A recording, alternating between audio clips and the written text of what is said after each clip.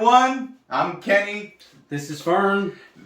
Cave Chronicles is back, our first episode of the year, and we're super excited. If you're wondering where Gus is at, he's actually behind the scenes. Playing Wizard of Oz.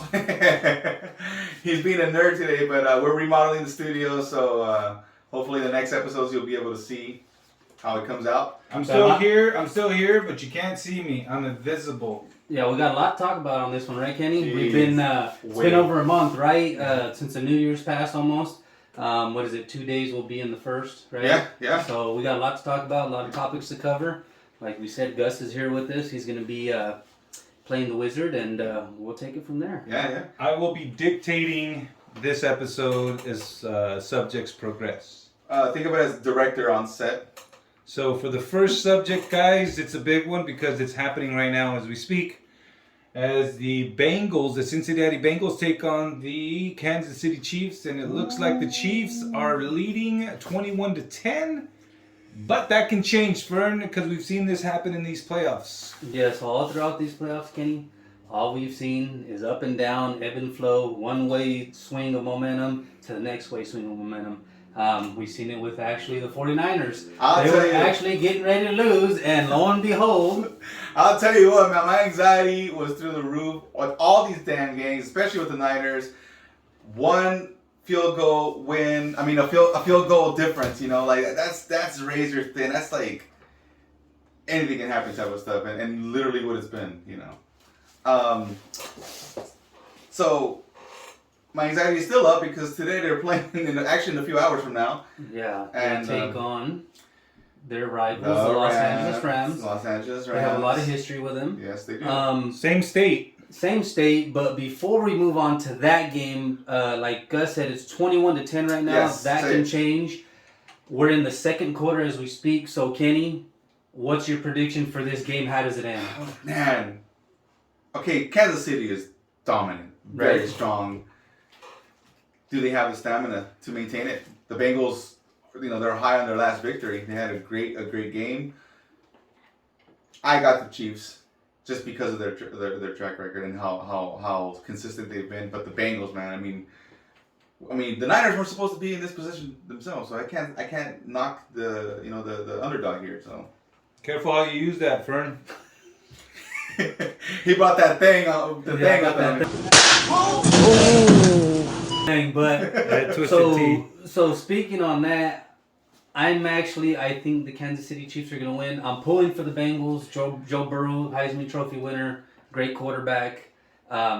He's took the Bengals a long way. I think this is like their first AFC Championship game. Want to say since the 80s, since Boomer Esiason, which has been a long time. Your 49ers beat them in the Super Bowl. So I'm going with the Chiefs. I'm pulling for the Bengals, but like Gus said, we'll see what happens.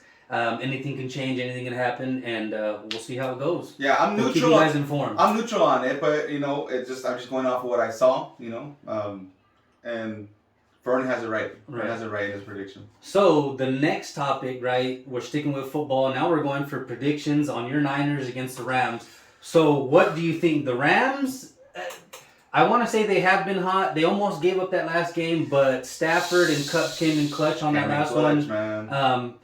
Debo Samuel, Jimmy Garoppolo has a little bit of injuries, but the Niners are, they're there. They're competing. Yeah, Bosa, they beat my Cowboys. I was pretty upset. Yeah. I was over there in downtown Disney watching it. So that D-line and that run game, man. If they're gonna need it like oxygen, man. That's honestly. We kind of know the game they're gonna have to play the run game. Like Garoppolo's been injured. He's not throwing the best, and so the run game is going to be very important in our defense. Bosa should be, well to play. I know he was slightly injured last game, but he still played pretty well. So he should be hopefully 100%. These guys recover pretty quickly. Yeah, I think this game's going to be like a heavyweight fight, okay? And, like I said, they're division rivals. They know each other very well. The Niners have bested them twice in the regular season. I don't know if we've ever seen a team beat a rival 3 times in a season. I may be wrong on that. I'm pretty sure that it hasn't happened. But I was going to throw out a fun stat for you, Kenny. Oh. So the Cowboys and Niners, whenever they play in the playoffs, whoever wins those games, 71% of the time, that team goes on to win the Super Bowl. Every time. So that's actually a crazy stat. And the thing is that I think we've maybe the people listening can look it up. Have they played probably the most division championships against each other? Leave those comments. Let us know in the comment area because we do want to know. Yeah. And of course, big shout out to a tweet that I just came across. It's Patrick Willis, and he states, "What will it take for the 49ers to win a third time against the Rams in this season, or in this season for that?" And it all comes down to superstars being just that, superstars.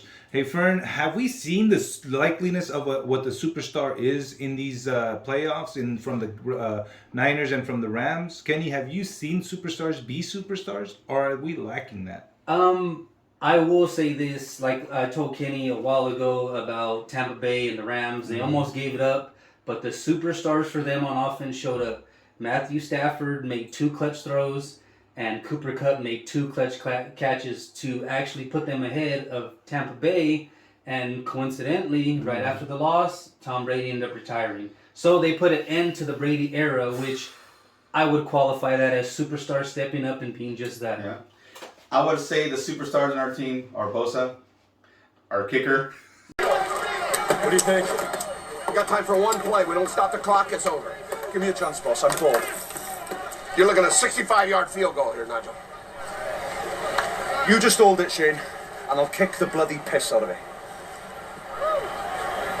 What the hell? What the hell? Right. Who's his percentage is through the roof. You know, I mean, to be honest, he's won us. He got us here. Like I say, Garoppolo's not playing at his best. He hasn't choked per se, but that's what makes me nervous. That because he's not at 100, the possibility of choking is there. You know, he is not as clutch as definitely as Stafford for sure. So you got to give it to the Rams. You know, a lot of respect and love to the fans, Rams fans out there.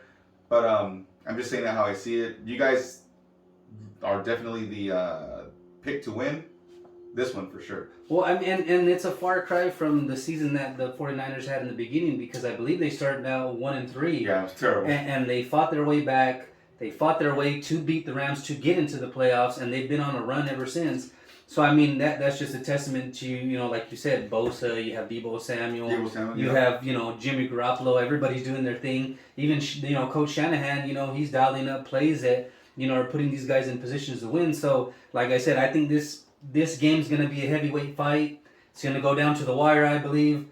If I have to make a prediction, and I hate to say this, but I think the 49ers are going to get them. Don't do it. I think the 49ers are going to get them on this one. They're going to slightly edge them out. I think it's going to be 27-24. That's my final prediction. Kenny, what are you going with? I think it's going to come down to, it's just going to be razor thin. It's going to be like a field goal again. I will not be surprised, man, to be honest. It's that good of a game. It's not going to be a blowout, I don't feel. Quick question. Do you think it goes into overtime? Is it possible? Very high possibility. Very high possibility. Percentage. Tom, give me a percentage. What do you think?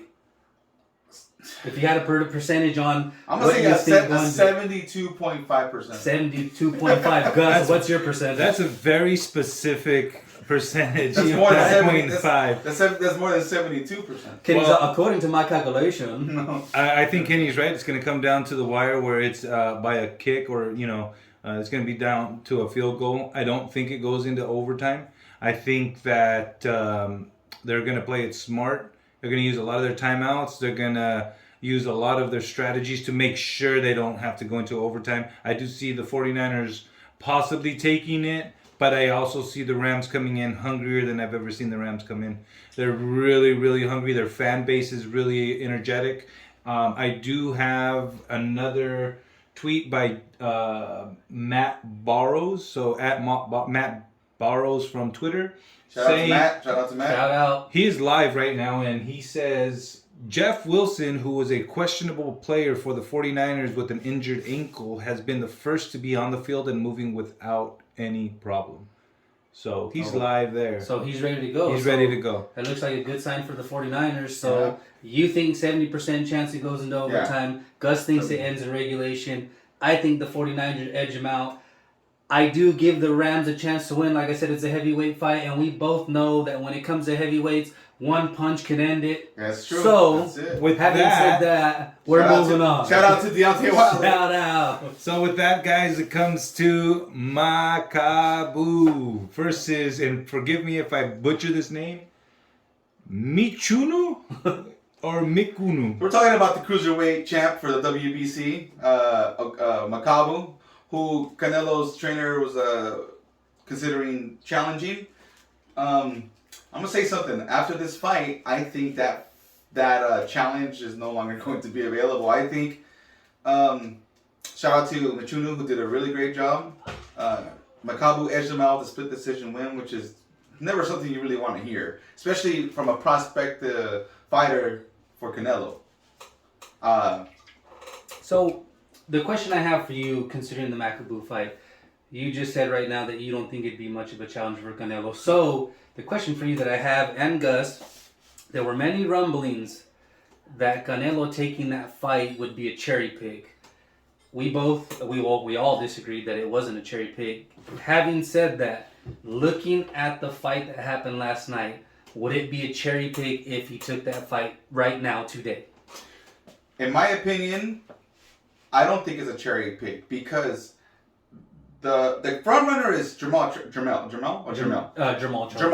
Sorry, the names are so familiar. Jay Quellen. Where's Jay Quellen at? No Jay Quellen here? Yeah. Do you mean Jacqueline? Okay. So that's how it's gonna be. Y'all wanna play. Okay then. I've got my eye on you, Jay Quellen. Jamal Charlo's in the running for the fight, but he did not look well in his last fight, and so Makabu not looking well in this fight, it kind of cancels each other out, so they're just equally as dangerous. I say a heavier, bigger man is always going to be dangerous, more dangerous as far as getting the possibility of knockout is higher. Skill for skill, they're all professionals and they're champions. It's really hard to tell. I still think a Makabu fight is much more dangerous and with a very little reward, or a Charlo fight is still dangerous with a much higher reward for both men. So, no, not cherry pick as a boxing fan, but maybe as a casual fan, it looks like that, absolutely, yeah. You can't cherry pick a champion. You're a champion for a reason. So if he wants to go after someone who's got a title belt, he's not cherry picking. There's no way anybody can say he cherry picked because he fought an actual champion. How that happens, I have no idea. Now, you put yourself in his shoes. Would you go after somebody who has no title just to gain some, what they call clout or whatever, more fan base? Or do you go after someone who's got a belt and become an even more of a legend? My situation, the way I would see it, I'm going to go for the belt.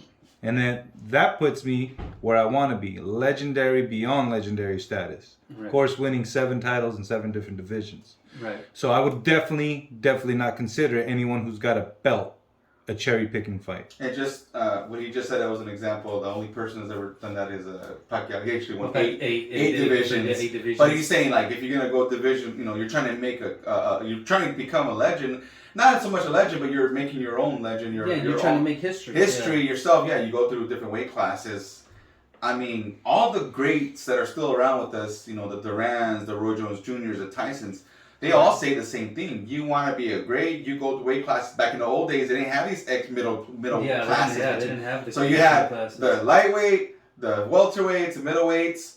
That was only 3 champions. There's very few guys who would ever jump. That's a lot of jumps. Now that's already like 6 weight classes. Right. 5. So another question I had for both of you guys: that Makabu fight, we all agree wasn't his best fight, correct? Correct. So the question I have for you guys is, because Canelo's trainer had threw that fight out as an option and it was in Makabu's mind. Now, do you think that had some kind of effect on the way he fought that fight? Because like we all say, he don't want to lose that Canelo stimulus check. So did he play it safe in that fight, or was that just him fighting the way he usually fights? Or was he fighting scared, like he was trying to protect something and not lose, a possible Canelo payday? At this point, if the world is watching, you want to win dominantly to make Canelo want to fight you. I mean, like, that guy is dangerous, and playing it safe because you want to secure that fight is actually quite dumb. Me talking about baiting Canelo, you don't need to do that. Canelo's not going to go after a weak opposition. He has not gone off after weak opposition. So why would you play it safe and fight like you're nervous or like not at your 100% best if you're trying to attract the best fighter in the world? Because the best fighter in the world needs to be challenged. What better way to be a challenge is to show that you just destroyed, your last opponent in devastating fashion. Right. He has no choice but to want to challenge you. You're the guy that's the most dangerous. Right. But now you show that if you were nervous, then that just shows that, hey, that's a possibility he might throw the fight against me. And that's a giant waste of time for everybody. Why would you do that? Well, did it affect him? It should have. It should have. I don't think it affected him. We saw Makabu, probably not at his best. However, if you put yourself in Makabu's shoes, or at least I do, I put myself in everybody's shoes, is try to. And I'm going to do that same with Makabu. So I put myself in his shoes. I would want to come out with everything I have, give such a huge performance that more people are going to want to see the fight. More people are going to want to buy the fight. It's going to become a bigger payday for me because at the end of the day, I am still getting a percentage of that purse. So the better performances that I give prior to the big one, the better chances I'm going to get a bigger payday from that purse. Whatever percentage it may be, it still gets bigger the more people buy it. So I didn't see that from Makabu. Yeah, and here's the thing. The last Andrade fight was trash. The last Charlo fight, he struggled. Even Benavidez didn't have the most spectacular fight either. The guy was in there hanging with him. The problem was he had pillow fists. He wasn't going to hurt Benavidez, but he was there and trading with him. And Benavidez was outboxing him, but it wasn't something to write home about. So now you got these guys with less than stellar performances, and they're the top picks. So really, Canelo's going to get hated on regardless of who he chooses. I still think Charlo should be his next fight, in my opinion. That last Benavidez fight reminded me of a older brother fighting with a younger brother. And he didn't back down. His corner stopped it. It wasn't one of those things like, okay, but if we're gonna talk about performances, I guess they're still on the running, really. So the question I have for you guys: does Canelo fight? Should he fight Makabu in his next fight? Gus, can he go? No. If he, I think I answered that 2 questions ago. Where if he wants to get another belt, he's gonna go after Makabu. If he wants to go after Charlo, it's gonna be not anytime soon. He's got to either go down a lot of weight or meet somewhere halfway down. No. Well, we're actually going to talk about that in our next topic. That's coming up, right? Yes. Canelo's next 3 fights. So you guys got to understand, the reason I say he's got to go down a lot of weight is because did he take the consideration of fighting Makabu seriously? Has he gained weight since the last time we saw him? Has he gained mass? I should say that. Has he started to maybe just maintain where he's at? I mean, we don't know. I'd say that, but even if he was trying to put on mass, you're not gonna put on that much muscle in 2 months, 3 months. And then I don't think anything was actually ever confirmed. I think that was just something that we're looking into. I guess we all thought that was going to be his next fight, but there's been other things that have come up since then. Okay, so then Canelo's next 3 fights, Fern, go. Well, and I think you've heard about this too, Kenny. We both kind of keep in touch during the week. One of the offers that we heard coming out of the Al Haymon camp was it's a 1-fight deal against Jamal Charlo, 168 for undisputed. He also got an offer from Matchroom to fight, I believe it was Beterbiev and Triple G. No, it was a Bivol and Triple G. Bivol and Triple G. Bivol and Triple G. I think if I'm Canelo, I take the 1-fight deal first with Jamal Charlo. That way you can shut up a lot of the PBC fanboys. We've heard all the rumblings about it that Canelo's afraid to fight young, athletic, undefeated black fighters. I think that's kind of BS. Yeah, very racist. Can we talk about those 2 fighters really quick? Only gonna mention the stats. So can a young Charlo with 34 wins, 18 KOs and 1 loss. That's his twin brother. He's not. It's just Jermel. Jamal. Oh, Jermal. Sorry, our confusion. Yeah, there's a that's Jermel. So Jermel's the champion at 150. This whole class is gonna feel my wrath. Now, D nice. Do you mean Denise? Son of a bitch! Before, who is also exciting himself. He's very but he's got exciting. Brian Castano to try to beat, actually beat. You guys fought to a draw last, but that's a whole okay. different So story. can a young Jermal Charlo He's not that young. with 32 wins, with 32 fights, 32 wins, and 22 KOs. Great record. Great record. And we'll say not a young Jermall Charlo, but a prime Jermall Charlo. Yes, because he's not young. He's not. Yeah, he's in his prime. Can he beat a prime Canelo 60 fights, 57 wins, 39 KOs? Kenny, what do you think? No. Just based on Canelo's been way more active than all these guys almost combined. Right. To be honest, he's been. Last time Charlo fought was a year ago. No. It was 8 months ago? It was about. It So was he fights last once a year. Yeah, he fought Montiel. Like we said, he didn't look too great in that last fight. He was actually hurt a few times. And even having said that, Munguia destroyed Montiel. So the question that people are talking about when it comes to Charlo, ever since he's moved up from 154 to 160 to campaign at the middleweight division, he hasn't really looked good. He hasn't looked like that destroyer that he was. Yeah. And so how is he going to look when he moves up another weight class? And that's one of the things I kept telling you about. A lot of the Jermall Charlo fanboys are going to use that and say that it's a cherry pick because he has to move up, he has to do this. Well, let's talk that. Yeah, those fanboys are saying, and I wish I don't want to give names, but I've seen quotes saying that Why not? People. Why not? Because they're they're. No, but why not? Why not give names? Well, okay. They're Look, talking out of their butts. Let's And just say- it's not just them saying it. It's many people saying it. yeah, it's a lot of people Echoing the saying same it, but some of the big players that are saying it, and we're not saying this because we have any hate towards anybody. We're just pointing out what people have said. thing. Yes. And people have to be held accountable for the things that they say. Even us, by exactly the what way, you say. so- Even us, by the way. So we've heard Boxing Ego, Dante's Boxing Nation, big channels like that continuously saying that Canelo's ducking these guys.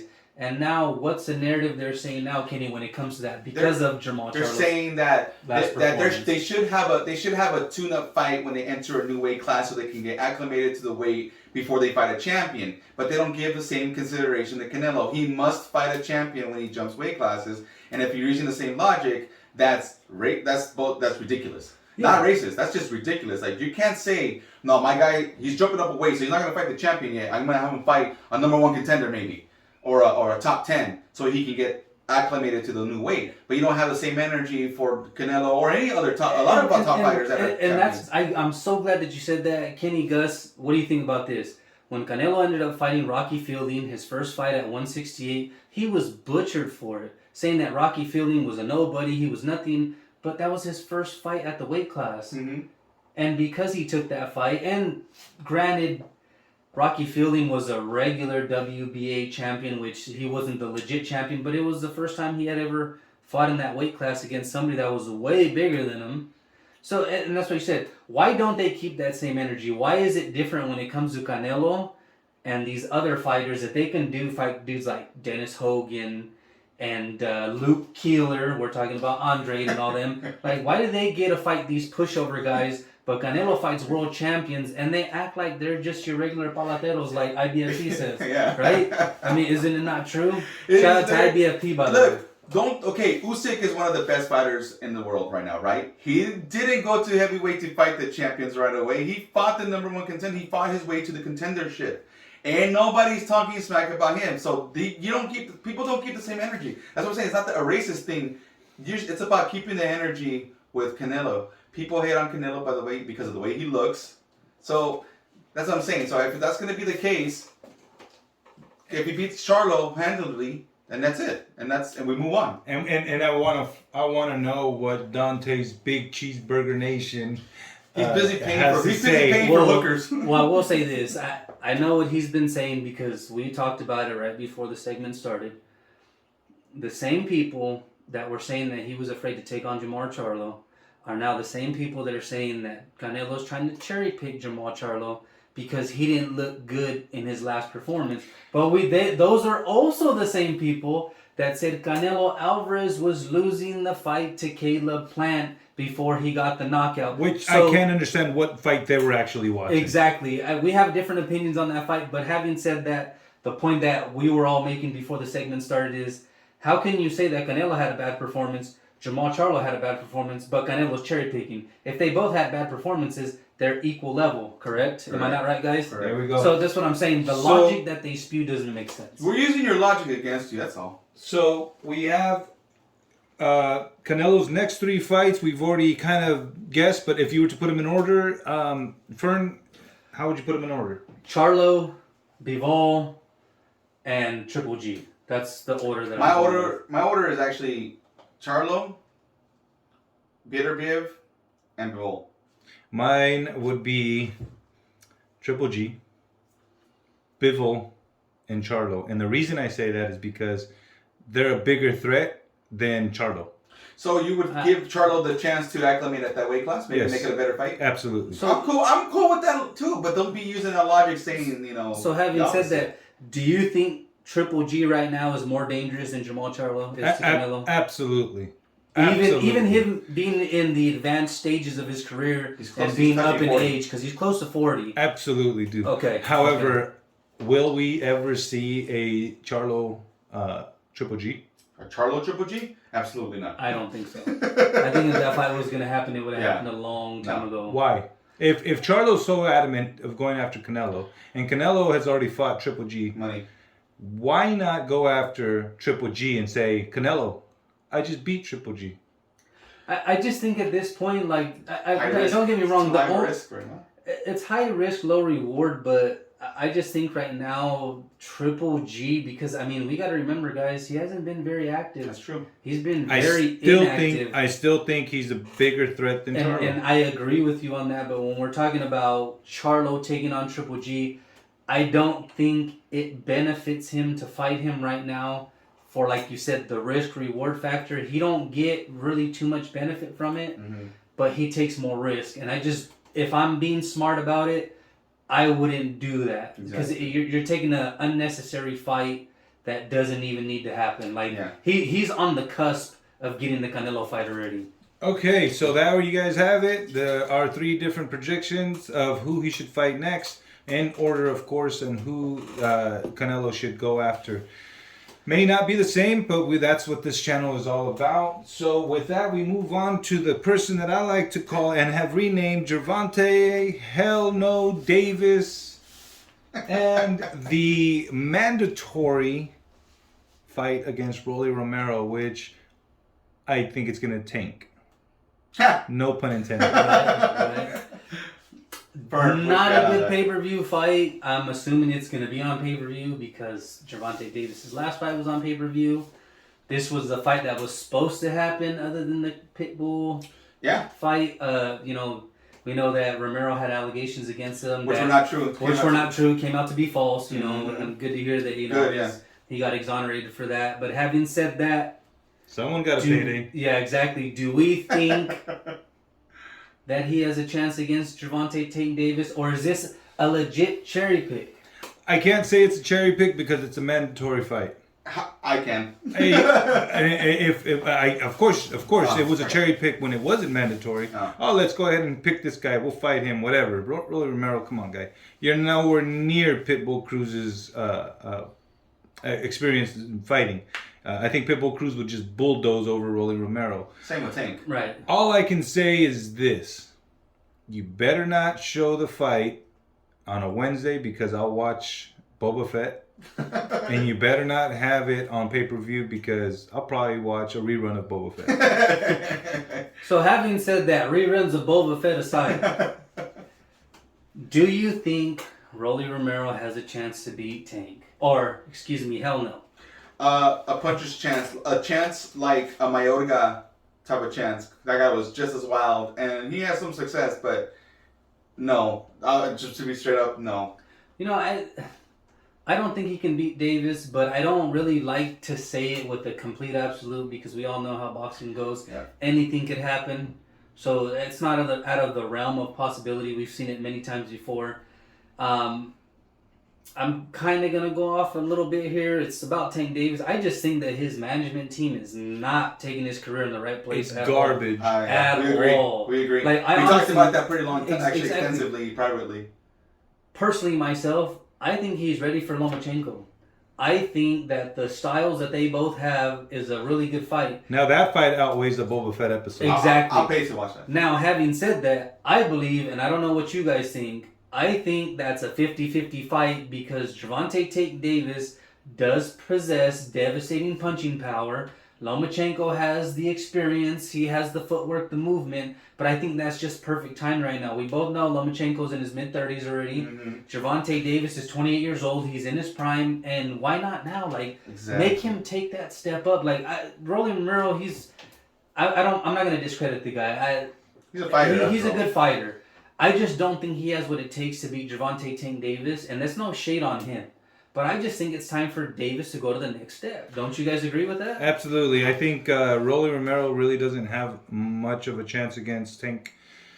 I think that Hellno Davis is definitely going to come out with a knockout on this one. Rolly Romero has a chance if he possibly gets a curandero, if he does a little witchcraft here and there. I mean, or if he even goes in there dressed and looking exactly like Lomachenko. In other words, if it's Lomachenko, then there's a possibility. Look, man, this is ridiculous, and we gotta address this. The WBA has disappointed me in making him the mandatory, the number one contender for the regular belt that you guys so discredit Rocky Fielding for having in his weight class. So see how the logic works? It works for Tank Davis. He's a champion. He's also a regular champion, not the super champion. That's Cambosos. Let's not talk about Cambosos, right? Right, exactly. Okay, so, but I agree with you. He's got the devastating power to land on Lomachenko. If Linares' old ass did it and put him on his ass, Tank has a gigantic, huge chance to do so. So that's more entertaining. Romero, I'm sorry, you're not going to last with Tank Davis. We don't even hate Tank Davis. We think he's fucking great. His management is what sucks donkey nuts. And that is true. I don't agree with the management. But with that, you just mentioned someone that we need to talk about. And that is the champ, Mr. George Cambosos. Cambosos, what is his next step and why, Fern? I think his next step is to challenge Lomachenko. I think that is the most logical fight that he can take on right now. Lomachenko lost a razor close decision to Teofimo Lopez. A lot of people said that he had an injury, how much it affected him in that fight. We'll never know. So I don't want to take away from what Lopez did in that fight. But having said that, a lot of people believe that his performance or lackluster thereof in that fight with Lopez had to do with the shoulder injury he had. Like I said, we can't tell you exactly how much it affected him, but a lot of people say it affected him enough for him not to be able to throw punches. I think that would be a great fight. Lomachenko looked amazing in his last fight. Yeah, he did. Cambosos looked great in his last fight. Why not make that fight happen? We have fighters like Devin Haney pricing himself out for that fight. Yeah. And you got Twitter fingers Garcia over there. He's over there running around on the internet. Like, This, yeah. when your own stablemate calls you out, and it's not just any stablemate, it's the best fighter in the world right now, says that you don't have the focus, I think he needs to refocus and get in there and fight somebody and prove himself to get to that step. And not Don't just jump the line. a stablemate, an actual person he looked up to, or looks up to. Yeah, exactly. Exactly. To tell you. And Ryan is Chicano like us. Like, so this goes to show we're seeing it for things how they are. You're disappointing yourself above all else, and you're disappointing your fans, dude, that have been waiting. 2 years. 2 years. We're touching 2 years, man. I mean, you can get a freaking associate's degree in 2 years. You know what I'm saying? Like, you're wasting a lot of your best years. The rest of the guys have been busy. You can't be catapulting in front of the line. This ain't the UFC sometimes where they'll catapult you because you have a name. But even though people are catapulting are active, you know what I'm saying? Like, stay active. You're not fighting anybody, and you're just Twitter fingers. You're just giving us hope, and it's getting to the point where we're gonna stop talking about you because nothing's happening. Exactly. He's been inactive. Like I said, Kambosos, he's the champ. He can pick and choose whoever he wants to fight. He's earned that right. Yeah. So if he does want to fight Garcia, okay, that's fine. Yeah. If he wants to fight Lomachenko, if he wants to fight Tank, it's his decision who he wants to fight. I don't think he's fighting Haney because we all know Haney likes to price himself out. Which he did I already. think Haney's a great young fighter. I think he looked okay in his last fight against Joey Diaz, but we'll see what happens. These guys that are not taking fights for whatever reason they want to take, where does that put them in their legendary status, in their career? Where do you think that puts them, Kenny? Vern, take this one. I think that it puts them stuck in pause. Yeah. And when you're stuck in pause, like you said, you start getting forgotten about. Yeah. I mean, is there really a lot of buzz around Ryan Garcia other than him being, a good-looking kid? I mean, because that's all he's got going for him right now. Yeah, he's not fighting. He's not fighting. What has he done in his career? Tank Davis, he's an amazing fighter. I think he can be one of the best. But the same thing with him. Who is he fighting? Why aren't he? And it's not like he's not 21. He's not 22. He's not 20. He's 28 years old. Yeah, he's. By 28 years old, Canelo had already fought Miguel Cotto, Yeah. Shane Mosley, Floyd Mayweather, Triple G. Who is on Gervante Davis's resume that even comes close to that? Nobody. No. And so that's what I'm saying. These guys are stuck in pause because they're being managed by people that are trying to make money selling people bullshit fights. Yep.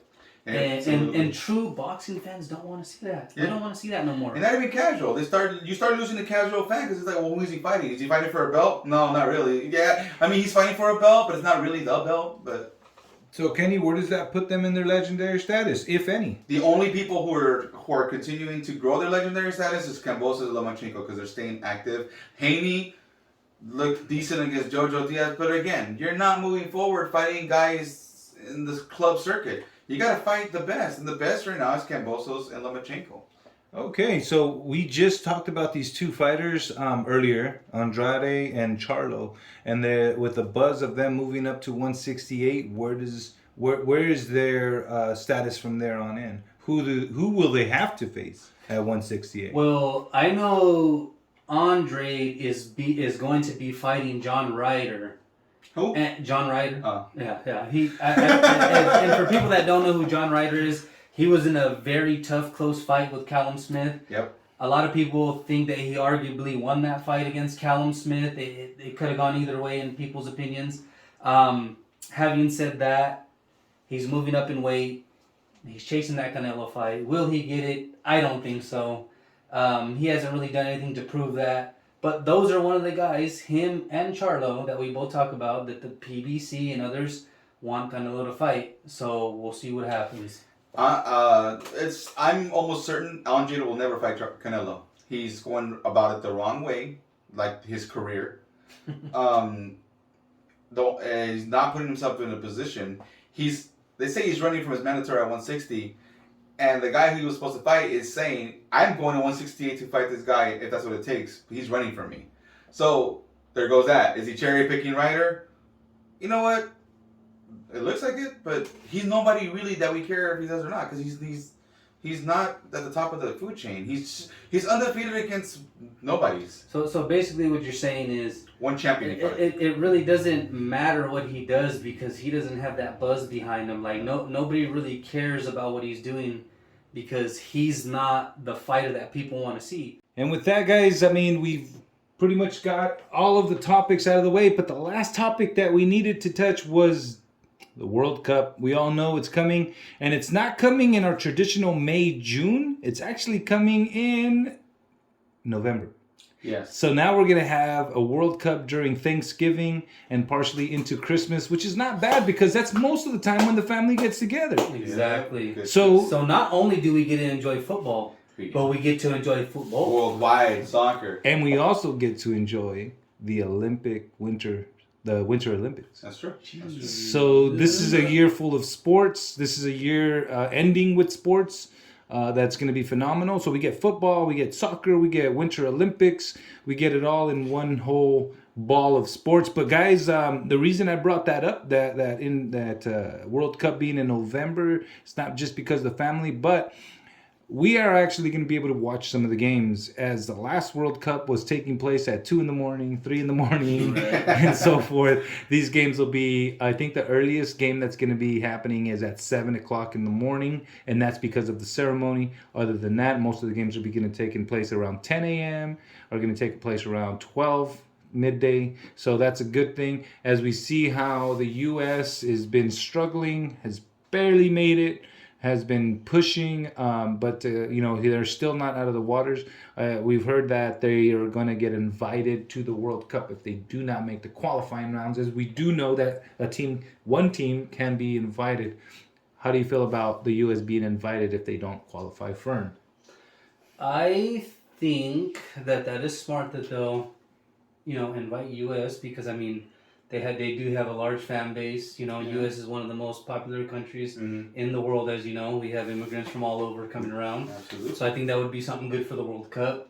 And having said that, hey, just because you get invited to the dance don't mean you can't find a dance partner, right? That's true. Exactly. So you got to take a shot. And just being today, January 30th, the U.S. just lost to Canada. It's not looking good for them. I do think that they are going to be invited. Unfortunately, I don't see them going past the 16th round. Fortunately, they get invited. But and you say unfortunately because we adhere to tradition, and if they didn't earn it, it feels weird that they're there. Right. But, like you said, if they invite us, we're going to the party. Exactly. But then again, we have Mexico, who has been has been the top leader in their division or in their group. And they are now going to be playing against Costa Rica. They are no problem in being in the World Cup, which is big shout out to Mexico. Push, push, push. And with that, we close this segment, guys. Any shout outs, any last remarks? I just want to say, since America's being invited anyway, I just want to say good luck to the United States. Good luck to Mexico. We're absolutely. Chicano, so we represent both. Yep. We're not trying to piggyback. That's just, that's our culture. So we just want to say good luck to all you players. Be safe out there. Have the time of your life, and good luck. We hope you guys both make it all the way. Take your vitamins, and hopefully you're vaccinated and safe from any scrutiny. Don't forget the tamales. And the tamales, don't lose your focus, man. Don't do anything dumb. Just play the sport that we all love. And Russia, don't start no shit until after the World Cup. Exactly. See you guys later. We close the segment. Thank you for watching The Cave. Cave Chronicles. Later.